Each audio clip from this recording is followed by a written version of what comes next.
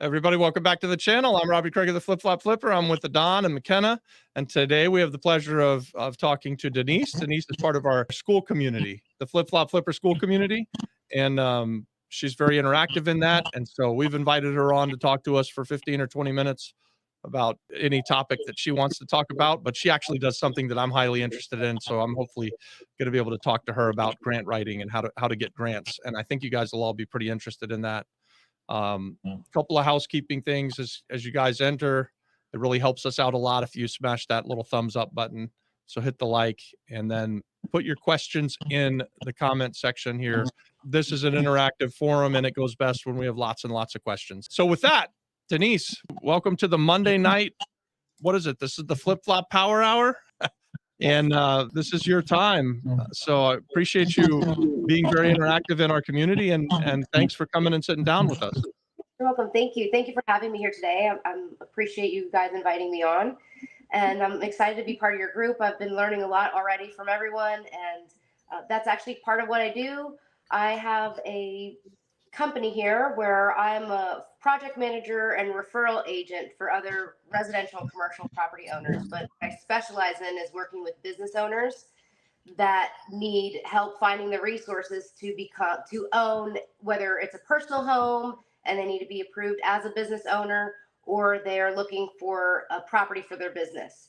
So in that process, I do a lot of research and I attend almost every department that the United States and Puerto Rico has, any type of grant making authority, whether it's federal, also state, and a few private organizations that I regularly keep track of what grants funding they have available, what you need to do to become eligible to apply, and who has received it. So I keep track of who receives the grant so that when people are looking to put out proposals to private organizations or local governments, they know who to go to for different topics.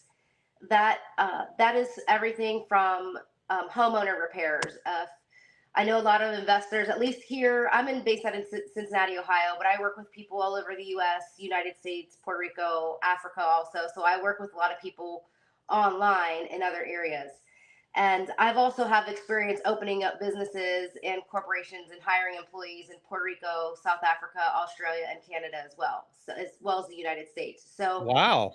Yeah, so I have a lot of different experience in the corporate world, being on the other side of compliance, working with CFOs and CEOs to figure out what their needs were in opening a new business in a different country, and what the requirements were. So in that process, I helped our organization start a nonprofit and started doing more research. This was about actually 16 years ago. So I've been doing a lot of different classes and research on grant writing and grants funding for businesses and individuals for a long time. And I have a list that I keep regularly where I send here to our local Small Business Administration and Women's Business Center for updates on grants that are available, not just federal grants, but also private organizations. So I just try to compile them from all different areas. And I share that information in a family networking group that I have. Through that family networking group is where I match people with opportunities, with investments. I have some investors here that have a number of properties that they want to offload so that they can retire over the next 2 years. So what I do is I help in my project management side as I figure out what the business owner, what their needs are, who has it, where do we get it, and how do we get it. And if any of those unlisted properties match, then I set them up with the owner of the property. They're able to create a financing deal sometimes, depending on the situation, where they can do seller financing, or they can rent it out while they're working with me on getting a grant or funding that allows them to purchase the property or pay off the loan for seller financing. For example, here in Ohio, there is a direct loan that owners, if they are certified through the state, they have access to 1.5% interest rate for commercial properties. And that is up to $500,000, but they can request up to $1.5 million with a business plan. And it's not based on their personal or business credit. So it's a very unique opportunity to invest in commercial properties and help grow a business, or hire a staff member to help you acquire properties. And in that process, I'm looking for information on investors because my personal family has a home in Puerto Rico that they're looking to get rid of. And I knew from the work that I do working with grants and also having worked with Puerto Rico in the past, I knew that there were some existing grants that they're available to them, but they don't want to go through the hassle. They're older, they have health issues, and they just don't want to go through the hassle of applying. Like Puerto Rico has a $50,000 down payment assistance, and they can get up to $150,000 for home repairs if it's owner occupied. So Really? yes, Don, you need to yes. be getting this. So, and like I said, I did put there's a couple links I can share with you guys, or McKenna has also for the HUD. Pull them up now. Sorry, Yeah, let's put them out there for anyone who's watching in the chat. What you just said, you said a lot, and I have questions. It sounds like you're doing some amazing stuff. I love that you've already worked with people on the island of Puerto Rico and you have ties to the island. Your family has some properties here. So that's really cool for us. Our group, well, everywhere we go, we talk about Puerto Rico. So our group has a lot of people who are interested in Puerto Rico, but Adon, for instance, who's sitting with me here in studio, he's looking for a house right now. And he probably could qualify for some of these things. Yes. But he wouldn't have known if he didn't happen to be sitting here or watching this. I think mostly these grants and these opportunities go under the radar and are completely unknown. And maybe it's not, maybe people aren't qualified for them. I guess my question is, who qualifies for the Puerto Rico grants, the $50,000 down payment and the $150,000 for repairs? So any homeowner in Puerto Rico if they're a first-time home buyer, or they would be considered first-time if they have not purchased a property in the last 3 years. Okay. They would be eligible for that. There's a website that you can go through for the pre-qualification to see if your property that you're looking at or you're eligible. But if they're over the age of 62, it's actually not a down payment assistance program. It's actually a grant where it's a completely forgivable loan for the down payment as well as home repairs. So for individuals who are elderly, there's an extension to those loans that they can get to purchase and to fix up their home. That's amazing. Wow. Adon, do you have any questions about that? Is it are they going to look at financials? What are the requirements like for me to go apply today? So what they have certain preferred lenders, so you can go through one of their preferred lenders, and they usually each bank has a different requirements that they may want from you as far as credit score goes as a personal homeowner. But there are also certain banks that you just have to have bank statements for the last 24 months, and they'll approve you. Say if you're an investor or a business owner to purchase a property, they'll approve you based on that. And you need your tax returns. So you need your tax returns for the last year. And if you don't have to have the property already, but to know that you certainly qualify, you have to have the address of the property. So you can have an area and you can send it to them and ask them in advance so that you know if you're eligible for it before you start shopping. And did I understand you to say that you help people to get these grants as well? Yes, actually, that's what I do. I work as a project manager to help people because, like you said, you don't know what you don't know. And I learned that myself the hard way by being on the other end, trying to work with corporations or business owners who were very well qualified, very well funded, but still ran into so many problems with getting the funding for their commercial business or their personal property. So I help them, I help research for that specific person. What is it that they need? Where are they looking at? Is there someone that I know that has an unlisted property that they can work out a deal while they figure out the financing? Or, whatever the situation is, there are also certain loans. If the property is mixed use, there is a national grant right now for mixed use redevelopments in the United States. So they have, so say if you're going to live in one part and make the downstairs a business, or you're going to have it mixed use for any reason, you can actually get reimbursed for some of that if you have a business plan and they approve you based on your business plan for that property. And you help people build the business plan and all that Yeah. stuff. Yep. How do help you build how do plans. you get compensated for that, Denise? So, well, I have a couple different things depending on the person's budget and kind of what their needs are and their situation is. I have referral agent partners that will pay me a finder's fee when someone closes. I have different private investors that they will do it for sale by owner, and then they'll pay like a flat rate for me to bring a buyer for them and agent to write the contract. So it's saving buyer, the seller, and the agent time because they're not looking at 30 properties before someone wants to write a contract. And then I also have certain clients that are larger projects that are working on like expanding large schools, charter schools, sports complex, and they pay me directly as a project manager. So they schedule with me once a week, and we troubleshoot.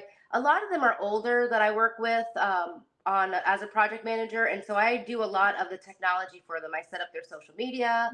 I make sure that they have an attractive business online, and also make sure that I fill out the applications for them with them. So I'll meet them at their office or in person or online, I mean, and we'll fill out the applications, and I put everything into writing, kind of like a business translator. A lot of people are good at what they do, but they don't know how to ask for what they want. And so I'm trained in neurolinguistic programming for persuasive language and speech, and so I help them, craft their message and what it is that they're trying to. If they're trying to get a grant or a loan, I help make sure that we're hitting all the goals of that grant funder and what they're looking for. Well, I have a question about the multi-use property. I know Robert has a multi-use property here in Orlando. He just had to put in a new air conditioning unit and spent a significant amount of money. Would we be able to apply for a grant like this and get reimbursed for those expenses? Well, that's a great question. There's actually, so I can send you the link. There's actually a program that, depending on what type of system you installed, there's a program through the Department of Energy where they are actually incentivizing business owners. It's called, and Better Buildings also has another program through the United States and Puerto Rico where they will reimburse you for the HVAC system and any electrical upgrades that you do to make a building more energy efficient. So if that HVAC system helped improve and lower your energy costs, you could potentially have a rebate back for the cost that you paid to have that installed. It depends on what type of equipment it is. There's a bunch of different programs, but there's one where if you put in a hot water heater that's energy efficient, I think it's $2,000 that you get as a rebate. Or certain states, certain municipalities will actually allow you to apply directly through them, and then depending where you live, your county may have something for energy efficiency called Healthy Homes, and they do up to $3,000. So there's a combination at the state level, there's city level, and then there's federal level grants and rebate programs that are out there. how often are you successful? If I come to you and I say, hey, I have a mixed use building and I want to find a buyer who would get a grant, or I want to get the grant myself and let's partner up on it. How often are you successful versus not successful? You know what? That's a great question. So I would say probably about 80% of the time, and it really just depends. At least here, the people that I'm working with mostly here in Ohio, the only people who have not been able to get the approvals are people who did not have properties. So there are a number of grants where you can propose a project and you can get approved for. Here we have Duke Energy for electrical. So we had a school that was being remodeled.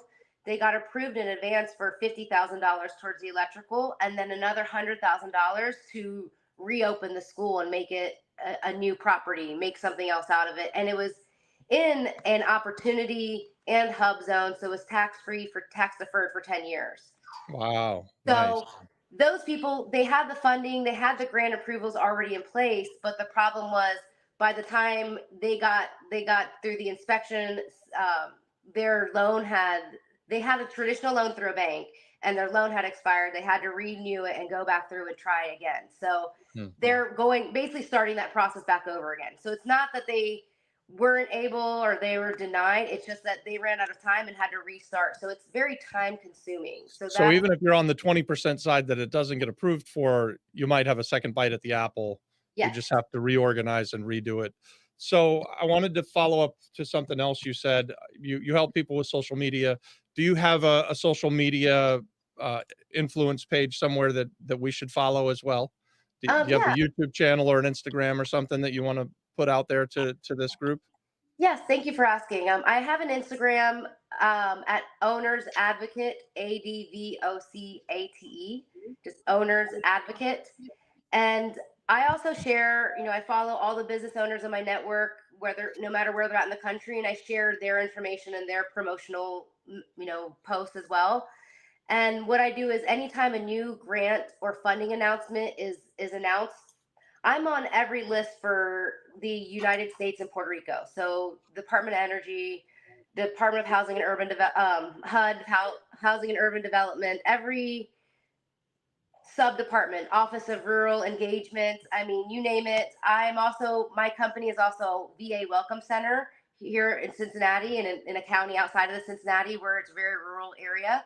So I bring information to them once a week and just leave information for the veterans and veteran family members. So there are a number of things that I post on my X account. So on X, it's Owners ADV Net.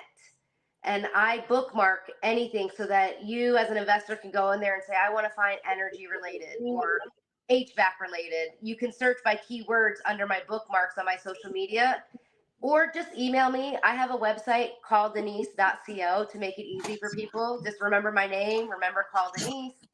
And it's instead of .com, it's .co. You can go directly to my calendar, book some time with me, or tell me when to call you. And if you put in the notes there what type of project or where you're looking at, 9 times out of 10, I probably already have some information on it, or I've already attended a class or some type of training on that program that is related. Or if not, that's when I'll schedule some separate time. And I'm really great at doing research and finding out, okay, where are the missing pieces that we need still, and coming up with a strategy where you can ease your way and be able to maximize your money across the board by utilizing as many grants as you're eligible for. And maybe that might be different timing. You might have to wait 6 months and then you apply for another one, but we'll step that out into a whole timeline. I usually do a 2-year strategy plan because that gives enough time for funding, finding the property. And a lot of the grants that the government offers are every year or on a rolling basis. So if you miss a deadline, usually in a few months, there's another opportunity to apply. There's a lot of grants here that in my main US that you can do that also reimburse you for expenses you paid. So here in Ohio, we have one called the Small Business Grant. And it used to be called the Inclusion Grant, where it would reimburse a business up to $3 million if they're expanding. That includes payroll, acquiring their property, or leasehold improvements if they are leasing their property.